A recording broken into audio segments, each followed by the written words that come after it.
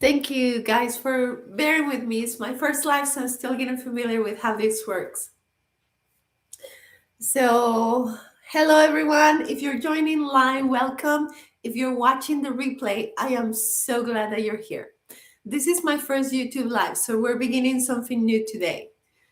Over the past few weeks, I've been talking about energy leaks, clutter, and unfinished decisions and how they affect our nervous system. Today, I want to zoom out and place all of that inside a bigger framework. Hold on one second. Yeah. Because energy leaks, clutter, or feeling blocked is not a random thing. There are some principles at play. And those principles are called the universal laws of abundance. Now, this is not superstition or magical thinking. This is about understanding how energy moves in our lives. When we understand how energy moves, we begin to understand how abundance moves. And when we understand how abundance moves, we start forcing things into being. We stop the hustle and then we start aligning. One of the first principles is that energy follows attention. So, where our attention goes, that's where our energy, our life force goes. If our attention is constantly pulled towards different directions, like with unfinished decisions or unsolved conversations or mental clutter or even physical clutter, then our energy is divided. Scattered energy feels like effort without progress. Abundance requires focused energy. And this is not about hustling more or pressuring things into being, it's just about focusing our energy. Another universal principle is the law of circulation.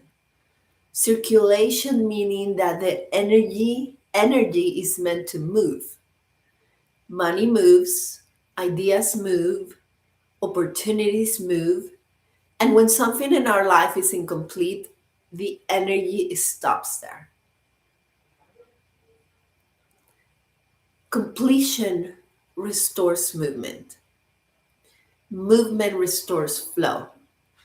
And flow restores receptivity and allowance. This is where closing energy comes and why identifying and closing energy leaves gives us relief because our energy is returning to us and the circulation of energy resumes. Now, we talk a lot about attracting abundance. But learning to receive is just as important. Excuse me.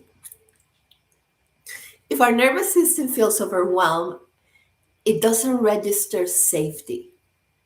And when the body doesn't feel safe, it tightens, right?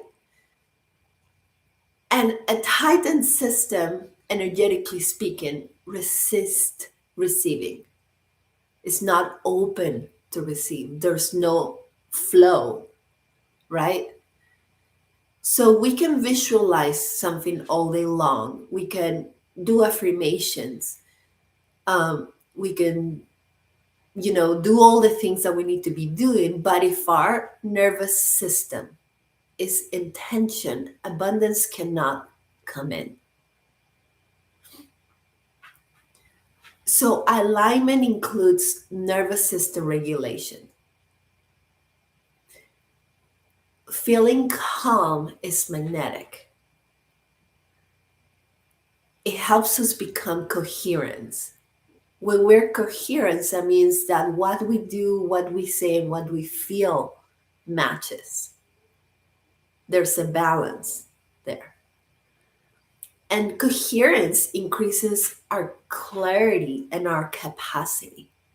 When we're clear, we're more capable of making wise decisions or more coherent choices, right? Another principle is the law of correspondence. As within, so without.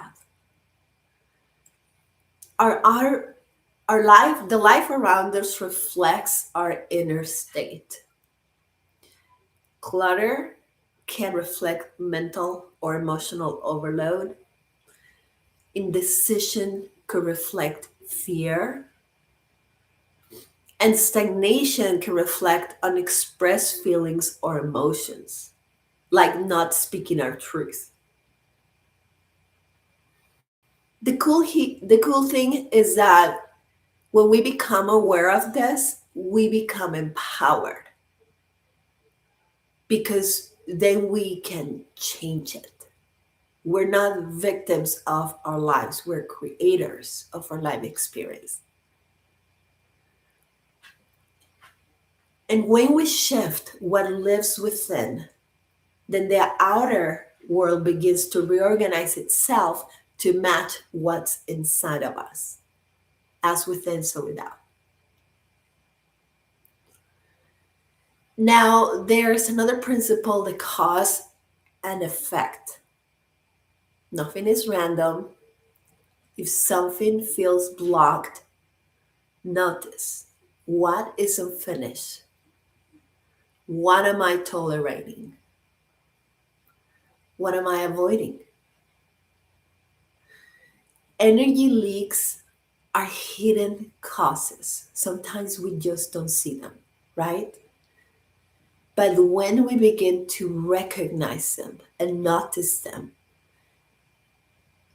sometimes noticing them is enough to shift, to allow them to shift.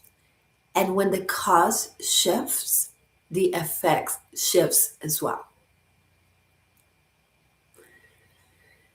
So you can journal this for later, or if you like, I want to invite you to ask yourself these questions. Where is my attention going every day? What is taking my focus most of the time?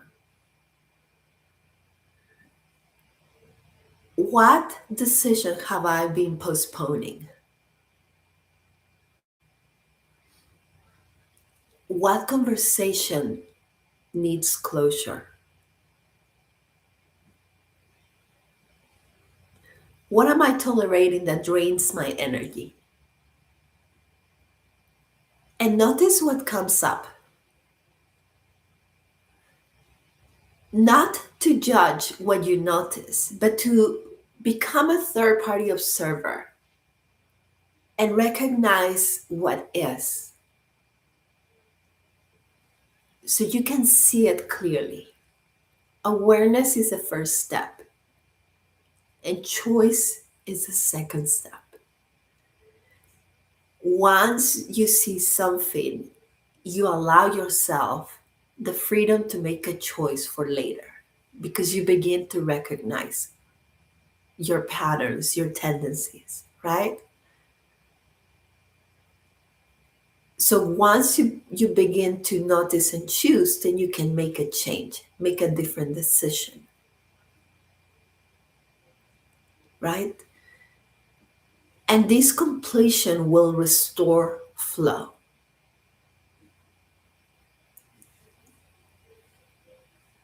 Abundance doesn't respond to effort alone, it responds to alignment.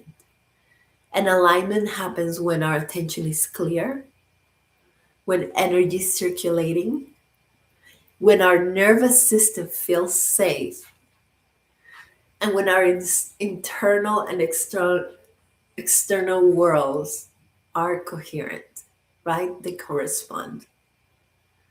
We don't need to push or hustle more. We just need to clean up our energy. And when the energy is clean, action, we get to inspired action, we get clarity, we get creative, and we allow. We begin to receive. And that is where flow begins. If this topic resonates with you, please let me know in the comments. Over the next few weeks, I'm going to go deeper into each one of those laws and how they apply to our daily lives.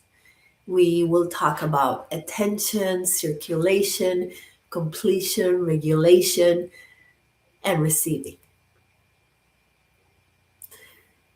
Thank you for being here, especially on my first live.